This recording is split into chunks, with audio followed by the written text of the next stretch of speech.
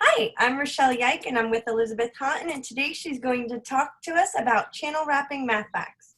Elizabeth? Hello, everyone. It's just a pleasure to be here and talk about something so important as math facts and having fun ways to do it.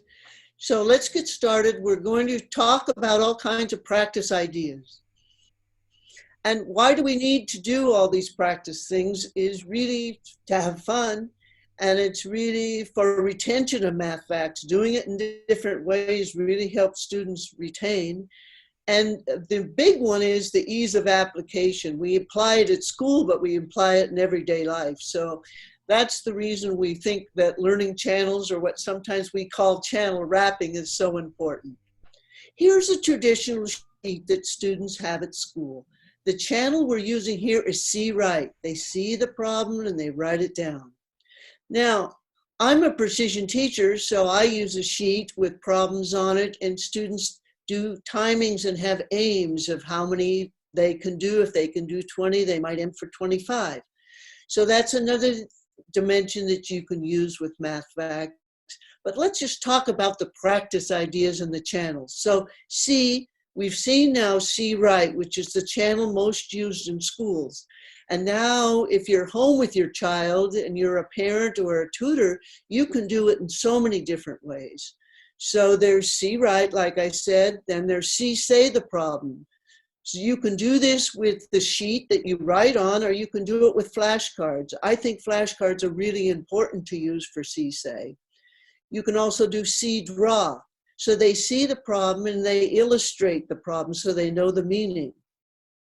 They can also do see say do, which is like using flashcards, or students can make up stepping stones with problems on it, and they can jump over them, because a lot of young students, even older, like to have movement when they're doing things. Another C channel that I use quite a bit is see think write, which is doing an equation with the triangle, and I made a little demonstration here. This is really important because the student can say them. 5 times 4 is 20, 4 times 5 is 20, 20 divided by 5 is 4, 20 divided by 4 is 5, or they can write it horizontally and vertically. Recently, I assessed a 4th grade student who did some multiplication. He couldn't do division at all. He says, I just keep forgetting. As soon as he did a couple of these, he really understood how multiplication and division relate to each other. So the C channel is very powerful in math. And then we have the hear channel for learning. And the one that I use the most is hear say. So the student would hear it and then say the answer. This is very important for students to have so they can call up.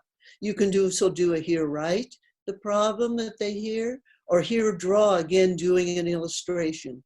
So it's fun to use the hear channel, and I think really important for application to problems. Another area is the think channel. Now, we do thinking with all of our channels, but when we don't have a see or a smell or taste or hear, we often call it think. And it's just that we don't have, the input is just thinking about it. So there's think say. I believe in having the students make up problems. In fact, I give this to parents to do in the car on the way to school. You know, you give a problem and the student thinks up and that's a problem to you. So they get a chance to do a think say. You could do a think write. Think of all your 5 times tables and write them down. So you can go 5 times 0 is 0, 5 times 1 is 5, 5 times 2 is 10, etc., to finish writing a whole string of problems. And then my very favorite is to see, think, write equations that equal a number. So you take a number like equal 10 and you come up with all the different possibilities, having a lot of fun making equations. And I really feel this is an important one. Here's what often happens in the beginning with equal a number. This could be any number, but this is equal 10, and these often the students start by doing it in order because they're not used to making up problems. But later they get like this and they get quite elaborate. And we do it sometimes for 1 or 2 minutes, And sometimes in 1 minute, I've had a student do an equation the entire minute. He keeps adding, subtracting, multiplying, and dividing numbers till at the end he comes up with whatever the number he's supposed to equal. So it's really fun to do this, and I think really an important channel. And so now just to say, remember a few things, have fun, and follow the learner and do what they like to do, and do lots of it. Try to remember achievable chunk, which means don't make it too hard. Make it fun so they enjoy it. Maybe 2 hard ones and the rest they know how to do. Play games like my turn, your turn is really good. You give a problem, they give a problem. And then there is a game called Math Dice, which is a lot of channels because you throw a dice and so it's a see-do, and then you make up problems, which is a think, say, how you solve it. And the Math Dice Junior I recommend first before you play the final one. There is one that's not a junior, but I recommend starting with the junior. And then there's Quick Math, which is on the computer, which is a C-Write.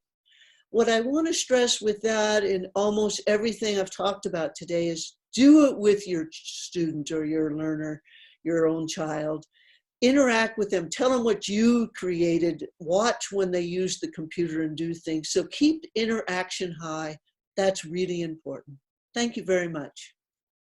Thank you, Elizabeth. So many wonderful ideas. Thanks.